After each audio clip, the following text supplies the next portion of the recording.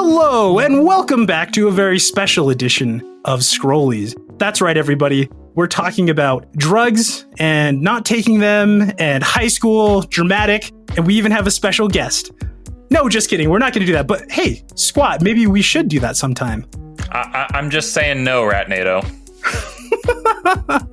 Well, if we ever need a gimmick, maybe I can talk Squat into it. Probably not likely, but hey, maybe you know my voice. What's up? It's me, Ratnado of twitch.tv/Team Ratnado, and I'm here with the co-host with the most. It is I, the Squat of Cobblering. How are you all doing today?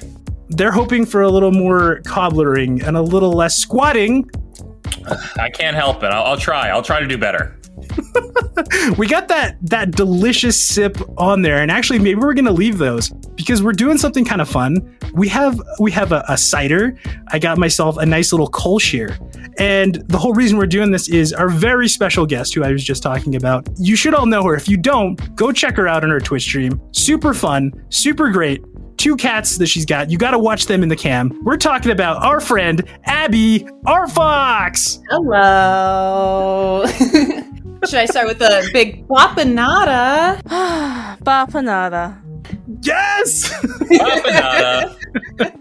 Could we get some exclamation Abbies in the chat, please? Yes. Minimum 5 streams have exclamation point Abby in their streams, and it's amazing. yeah. Bapanada, my favorite phrase. I feel like we'd be remiss, Ratnado. The Silk Song trailer just dropped less than a week ago from this time of recording. Abby, are you happy? Is it everything you dreamed of and more? I just want you both to know that I woke up Mr. ArtFox as soon as it showed up. I paused the live stream and I jumped on the bed like a little kid and I was like, oh my God, it's happening. It's like, what happened? And you're like, Silk Song. Oh, okay, good. I'm glad this is something important. Yeah. I was like, oh my God.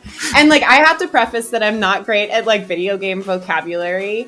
So I'm like, what does Xbox Game Pass Day 1 mean? When is Day 1? What does that mean? And he's like, just when it's released. And I'm like, oh, they didn't give me a date. So you're just kept in perpetual waiting. Yes. In other words, I was stoked. So that's yes, awesome. This is quite timely. This is great. We're going to have to talk about that for sure. Absolutely. And Xbox, you heard it. Abby's saying, shut up and take my money. Game Pass, I want it. Yeah, doesn't matter when Silk Song comes out. Yeah, I'm a healthy advocate. Any morsel of information, I think we should all be very excited for. And even though I wish it came out a year ago, quite frankly, I'll wait as long as I need to for a fantastic game. A little extra time in the oven never hurt anything. Well, maybe a few games, but for the most part, you know, good time is more time. It's definitely hard to overcook a video game. Hey. Well, this is actually pretty awesome. AbbyArtFox has kind of we've been trying to get her for a while now. Very difficult person to get down. We had to go through sheriffs. We had to steal his address book. It was tough. I think it's just Pacific time, Ratnado. We gotta just record so late. I mean, man, it's 3 a.m. where I am. I can't believe that time difference is so drastic. So, I've got a social calendar like nothing else. I'm a busy fox. She's really busy. She's meeting up with Zappho. She's meeting up with all of her fox friends and her cats. It's a crazy time. I live in the busy city of Los Angeles. I've got things to do, places to be, But I am so grateful that you guys asked me to be here because I'm not gonna lie. Once I heard Sheriff's episode, I was like, okay, 100% I was memeing about trying to get on Scrollies before Sheriff, but I officially definitely want to be on it. So thank you. Luckily, your audio's cool Californian cousin, so that's how we were able to finally get you. Yes, I like to think that I'm everyone's cool California cousin.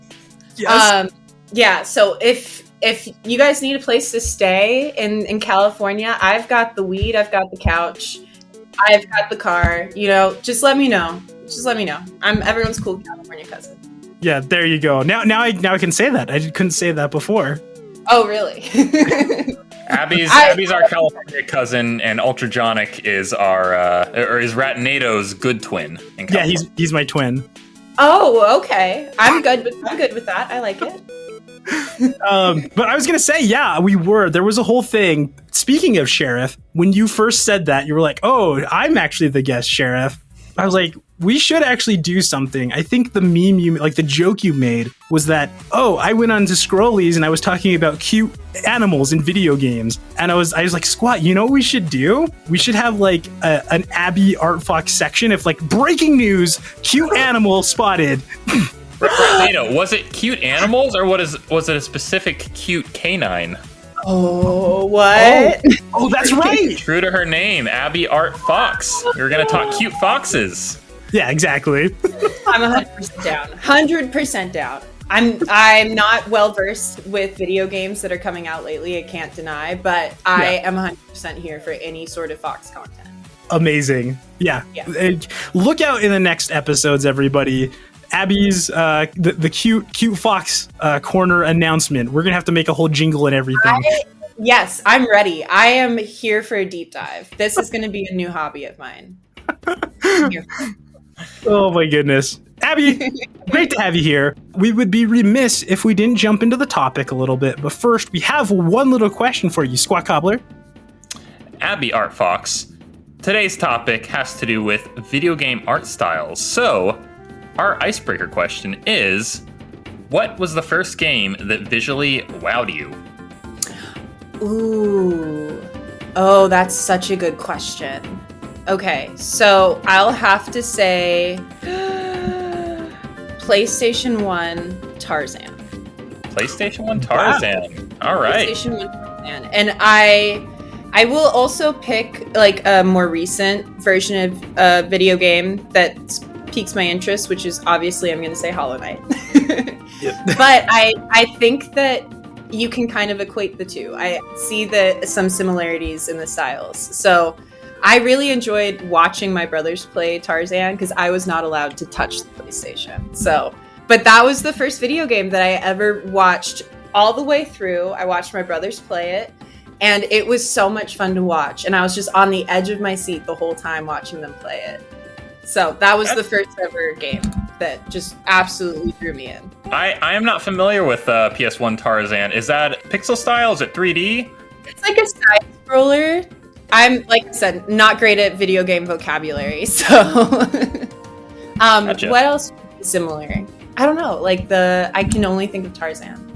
Okay. I know on Super Nintendo Genesis there was Aladdin and Lion King, and those both look visually really, really good for the time. Lots of great sprite work on that. I would equate it to The Lion King. Yeah. Okay. Awesome. Yeah, I'm checking it out now. It's definitely got that style of it.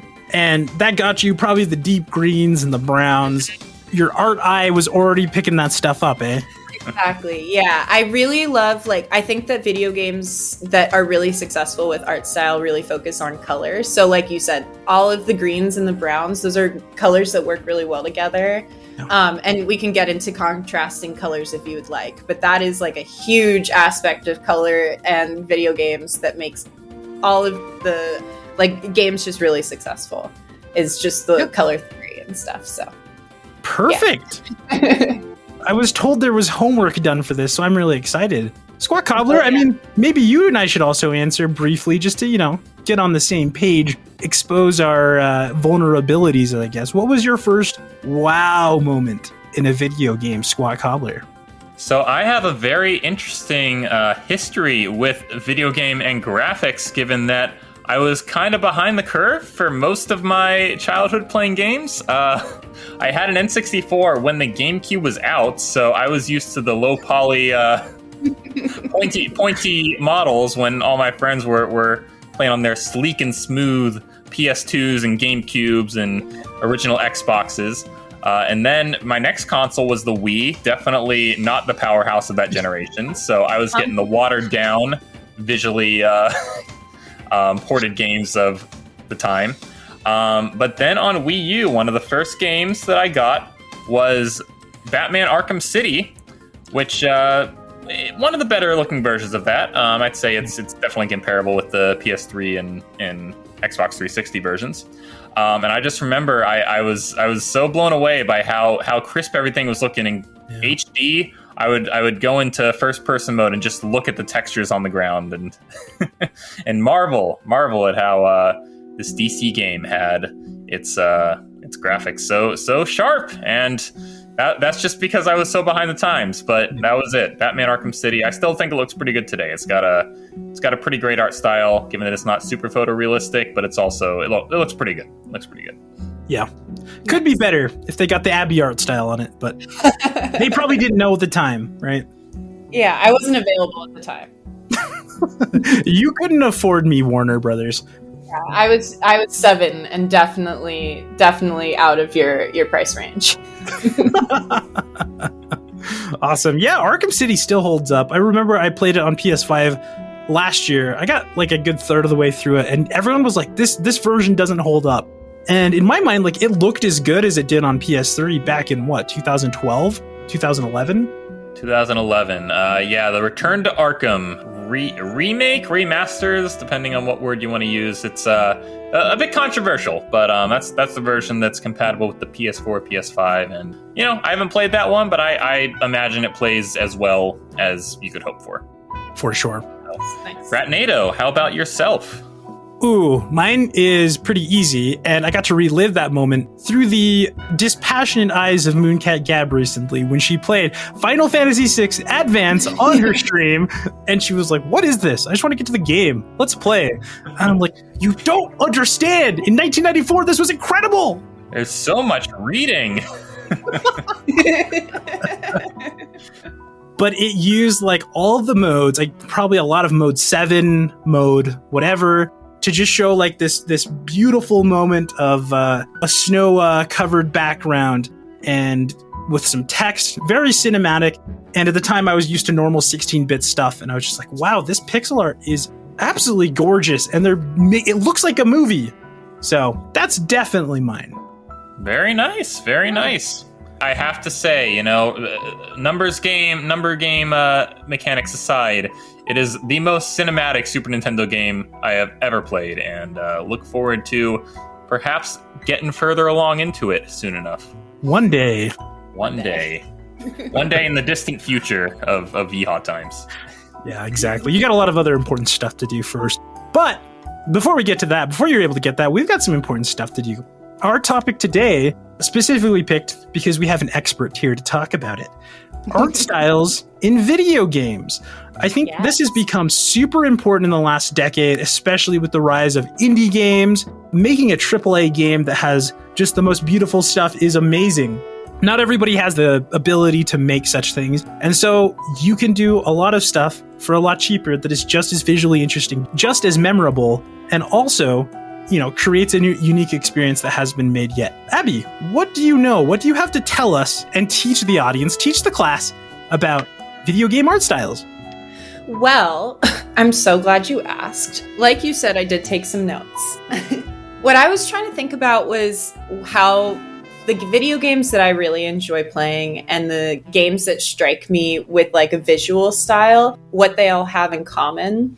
And I think that what they do have in common is like this element of heartfelt emotion and like heartfelt animation.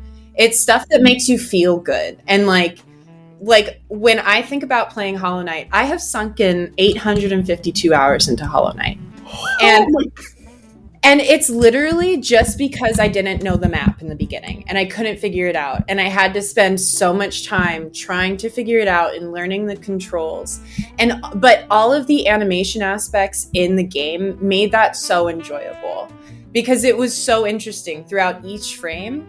So I think that like every single little frame has an element of a heartfelt moment that the animators and the people that take the time to hand draw in video games, like, I think that makes the biggest difference in a game. So, like, when I think of a heartfelt game, I think of Hollow Knight, and I think of games like, I don't know if you guys have played Gris before. It's a great game, and it's super relaxing. It's just really tactical, which is another element that makes games super immersive and fun.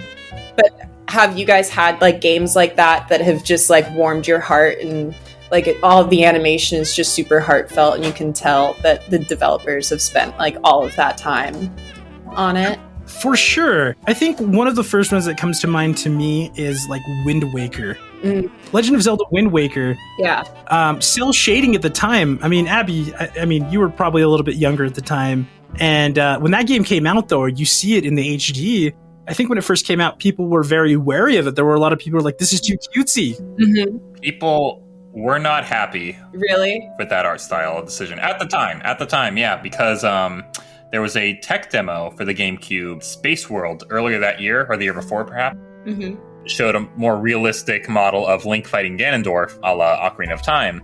And then when Wind Waker had its official reveal, it was totally not in that style at all. It was in the cel-shaded style that we saw become what it was when it was released. Mm-hmm. Yeah. Now, I'm sure we'll get into it, but the answer to the Wind Waker backlash was Twilight Princess, that game very much continuing on in a realistic style, sort of giving people what they wanted at the time. But I think a lot of people would agree the graphical nature of Wind Waker has aged significantly better than Twilight Princess. Mm-hmm. An actual, you can tell that they had a direction of it. Cell shading, say what you will about it, but it has aged super well. And as like a 16-bit gamer to start with, I have a soft spot in my heart for pixels. But there is also so much love for things like that. Like, even my opinions on Hollow Knight, gameplay aside. Well, it's complicated. We will get into it here. We'll talk about that someday. Okay. But like that very much HD background kind of feel. Like, I just looked up Gris and I'm like, oh, I've seen this like on the Steam store or like the Nintendo. So I know I've seen it somewhere. And kind of like that style is beautiful, and it plays so well on so many different consoles. I think a lot of phone stuff does the same thing. Right. And I talk about Hollow Knight and side scrollers because I love them, but another great example is God of War. I think that the latest God of War game has a lot of heartfelt animation in it, and it's a beautiful game, in the same way that like Horizon is a beautiful game. Yeah. But they don't have the same kind of moments where you're looking out onto, the scene and you have your child next to you, but you can feel that connection in the animation. You can feel that heartfelt moment. And I think it also had an animation change. The first games of God of War were totally different than this latest God of War. And the first dialogue in the latest God of War was Atreus talking to his dad saying, "Dad, the forest feels different. Did something change?" Yeah. And Kratos' response is, "Yes, things have changed, but don't dwell on it," is basically what he says. And that's kind of introduces you into this new form of gameplay and this totally new engine that's like this art style that's incredible. Yeah. And I was talking about contrasting colors earlier, and that's something that God of War has done an amazing job at. All of the scenery in the forests and within like the room in the Lake of Nine, all of those color palettes are beautiful and they're heartfelt. They really make you feel something, and they're so well organized in terms of how they use them in the story. So, in this, it's stunning in how a game like Hollow Knight can have so many similarities to a game like God of War, just in the way that's heartfelt. Yeah, I think so. When I think of God of War 4, specifically when we're talking about with like Atreus and everything, there's such a clear, idea of what it's supposed to be, like that dark blue and red. You're bringing in that Kratos red, but instead of it being like as angry and like stand out in PlayStation 3 and Bros and Monster Energy drink, Yeah. It's like surrounded and like embedded in like kind of like that Norse feeling of what it's supposed to be going of like ancient, and even that like red, kind of blood red starts to really go in with the greens, Right. and the blues, and it's a highlight more than anything else. Yeah, it gives you like feelings. Like it feels like serenity when it's just he and Atreus, and you just have the moment where like in the very beginning during like the tutorial stage, which they also did a great job at, it feels very immersive. It doesn't feel like a normal tutorial stage. Mm-hmm. But they did a great job at that part of the game in like incorporating that tutorial piece with the storytelling of it. And I feel like that wasn't like the games before. And so that was like another thing that was like a little bit more effort went into that. And I think that's beautiful. I think that like giving those little moments extra time is worth it in the end for games like that. Absolutely. I don't know if you'd both agree. I'd say The 2010s were a great time for video games visually, graphically, because you were having more power in the consoles.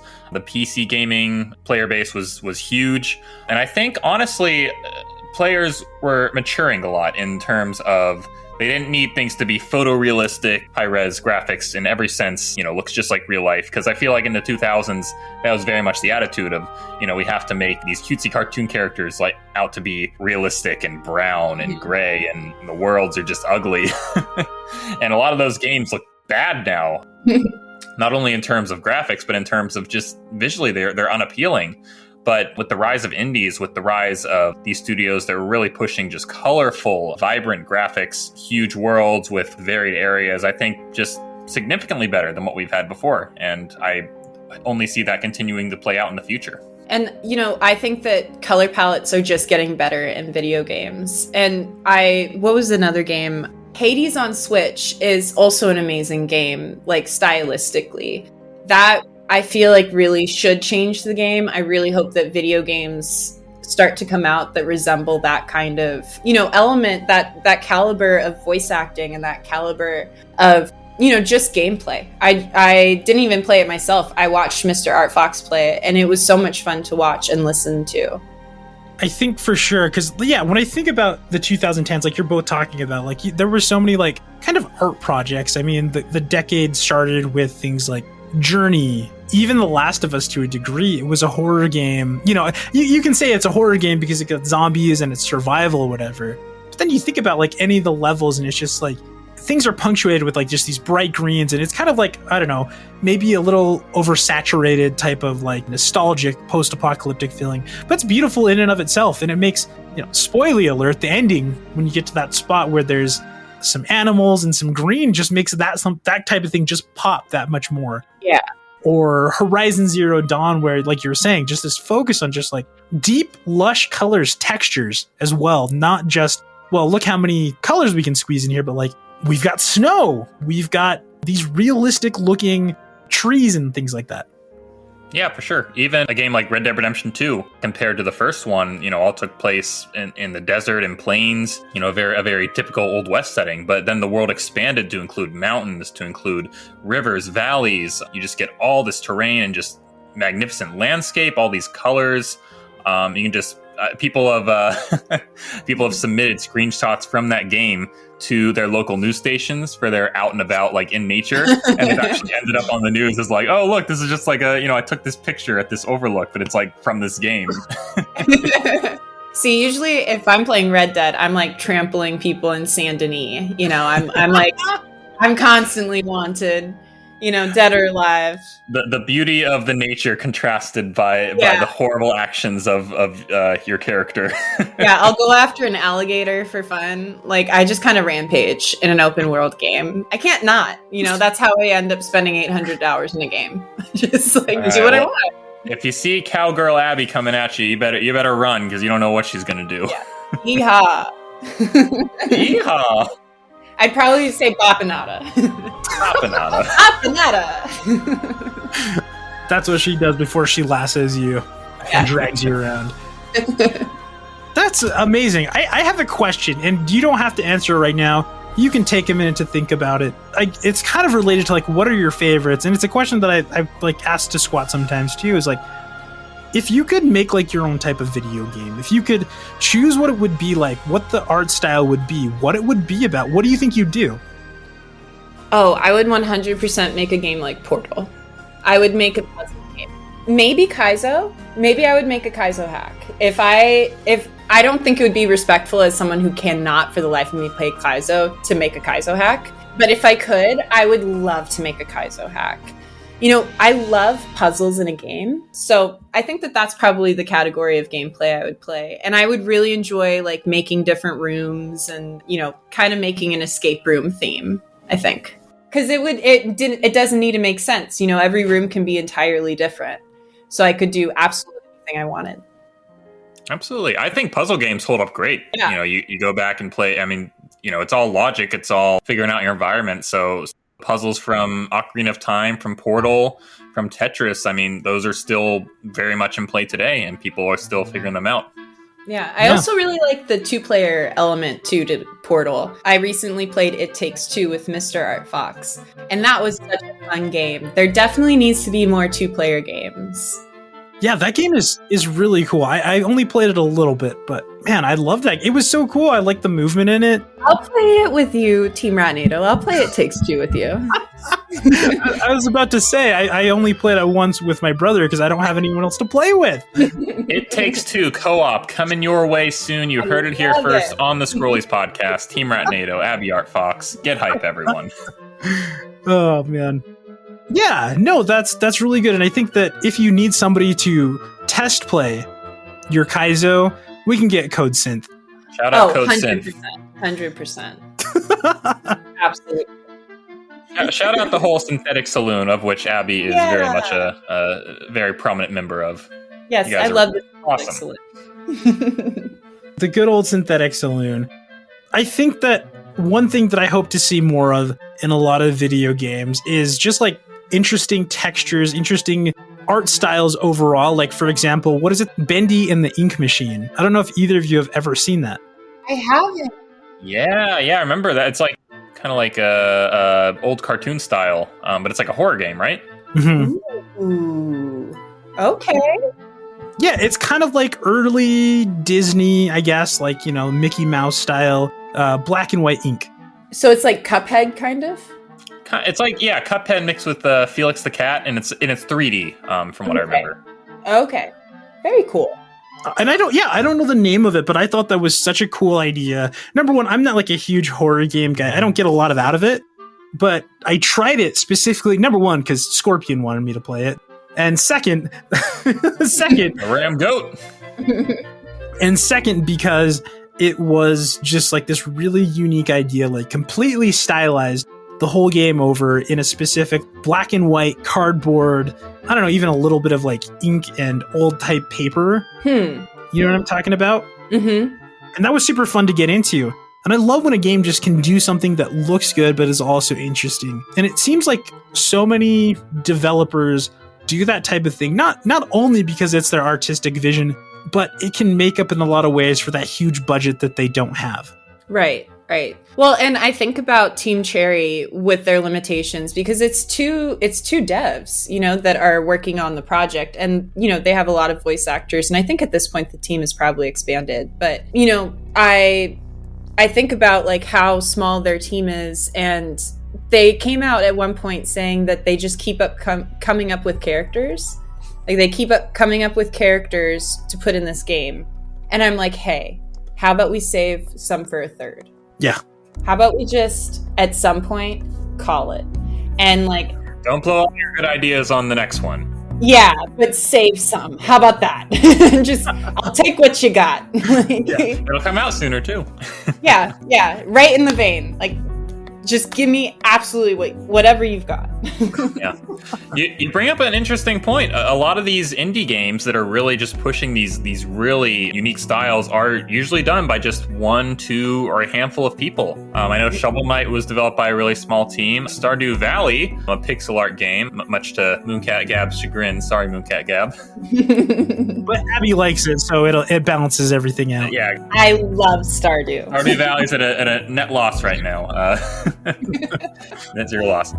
It's developed by one person as well, and I think not only does that make it a little easier to work on when you're not focusing on just making the most photorealistic graphics ever, but it gives it its own style. You can see something from that game and say that is 100% Stardew or that's 100% Hollow Knight. Mm-hmm. You know, there's no doubt. Ori, those are games I'm playing right now on the Shraxa Discord, but those games are just breathtakingly beautiful. Every still from that game, every frame I want to frame on my wall as art. It is gorgeous. Gorgeous game. Squat, which Ori game are you playing right now? So I played through Ori and the Blind Forest. I finished that up a few weeks ago, and I'm playing through Will the Wisp right now, which I mean, I have no problem with the Blind Forest. I think, you know, by my standards, that's a 10 out of 10 if I have no issues with it. But Will the Wisps is objectively better in every single way. It just takes the game and brings it up just several steps in terms of platforming, combat, map, enemies, world, like just gorgeous game. Okay, I like that feedback. I also liked the second game more. I actually had a cat named after the Moki. in the game. Oh my gosh, yes. Yeah, his name was Moki. Yeah, they're adorable. That's another great game that like stylistically is so consistent throughout the series and makes the physics of it so much more immersive. I think that that's something that Ori does really amazing, is like all of the movements that you learn along the way feel so tactical, and they feel like you're like learning how to like dart through sand. You're like, oh my God, you know?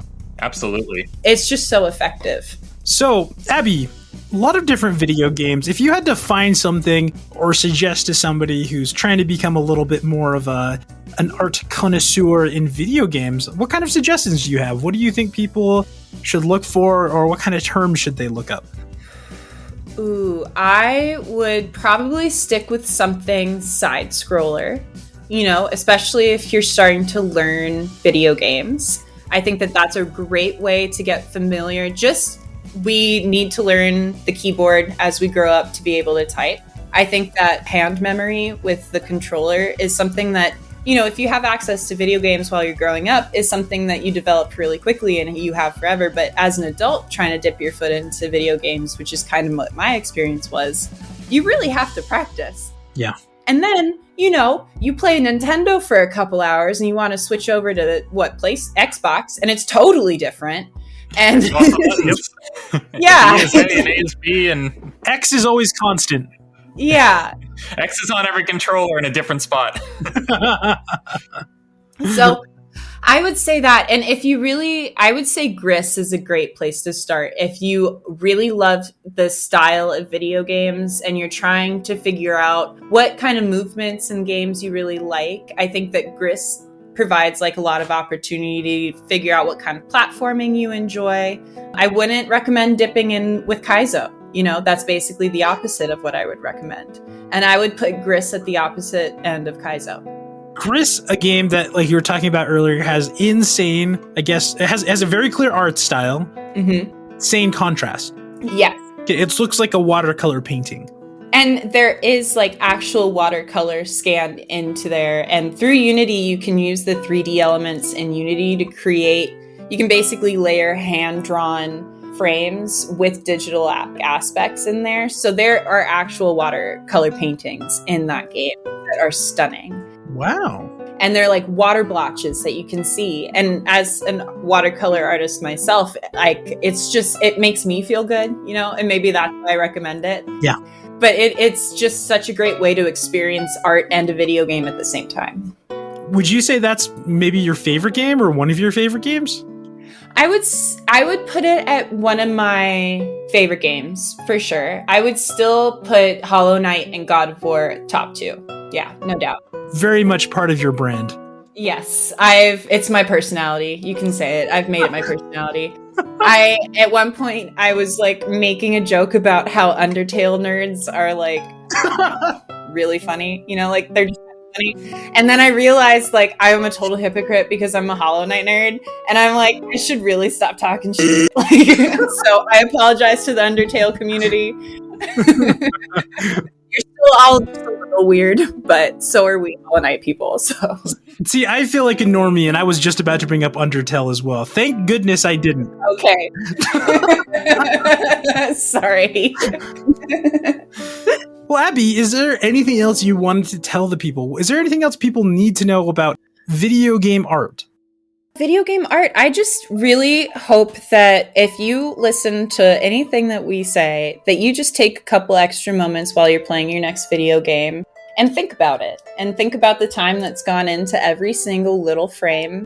Everything you see is a little line of code that someone was sweating over a keyboard over. It might have frustrated someone. It could have ruined someone's whole day. So, you know, like I want more people to appreciate video games from that aspect. So that's basically all I want to leave with the people is just, you know, explore it a little bit more because I'd be interested to hear more opinions about it. Art through adversity, video games, no different than movies, books, painting. I mean, hey, the blood, sweat, and tears has an end result that, you know, we all hope makes us feel a little happier. Yeah. And that's the goal. Amazing. I think I know I'm going to do that the next time I play a video game and just, sit with the art a little bit and see what it says to you and think about the time. And when you really think about it, these games, there's a lot of work that goes into it. Mm-hmm. I've had that thought of looking at something or thinking about making a game, and I'm like, just that one screen could take somebody 20 hours. Easy. That's crazy. Yeah. Crazy. Well, I think maybe we'll wrap it up a little bit here, but maybe we'll have to talk about this next time. Maybe we'll have you back sometime and we'll talk about the art we've noticed in other games. I'd love that. Amazing. And everyone who's listening, look out for that ArtFox announcement moment that may be coming at you. Alert, everybody, be prepared. Cute ArtFox moment. We found a new cute fox somewhere. I love it. Well, thanks for coming out, everybody. As always, we're here. We're doing what we can do. We really hope you enjoyed this episode. I had a lot of fun making it. And Abby, do you have anything you'd like to shout out, let the people know about? First of all, I want everyone to listen to the Scrollies podcast. Comes out every Tuesday. That's first and foremost. I am live on Twitch on occasion, AbbyArtFox, the twitch.tv/AbbyArtFox thing. And then I'm also on Etsy. If you have a pet that you want a portrait of or something like that, my Etsy is the ArtFox Co. Or just DM me. I love all y'all. So, but I love Squat and Team Ratnado the most. Oh. Don't for audio. Oh. Audio, is there anything you want to say to that? Your cool California cousins here. Come on, Audio. Audio? You try talking to him, Abby. Maybe he'll talk to you. Audio, you're not going to talk to me? I'm your cool California cousin. I don't think it's happening today. I don't understand it. Audio.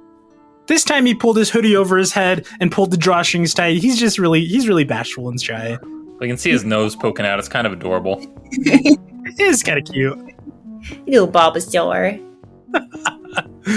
All right, thanks for listening, everybody. I am Ratnado of twitch.tv/Team Ratnado. Come check it out. I'm currently gearing up to play Final Fantasy XIV in the month of July. Hopefully with CodeSynth, hopefully with Audio, hopefully with Pluviophilian, and definitely with Chrisati. So check that out. We're kicking it off July 1st with a cooking stream of food from Final Fantasy XIV. So that's going to be a lot of fun on July 1st. I'm writing that down. Yeah, I'm super hyped. It's going to be fun. So come check that out. As always, the host with the most, the monkey, the banana to Diddy Kong of this podcast. Are you calling me a player too? No. Hey, I'm Squat Cobbler. I'm playing Ori and the Will of the Wisps over on the Shraxa Discord, or at least I was on Sunday, and I'm definitely not again next Sunday, but I've said that every single week, but I mean it this time. No more. And I'm also here on the Scrollies podcast, so looking forward to coming back to you at the next one. Yep. Thanks so much for listening, everybody. Go follow Abby. It's always a fun time. Super chill kind of evening stream. And thanks for listening.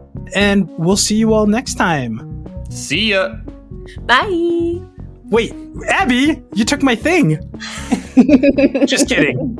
Not sorry. Bye, everybody.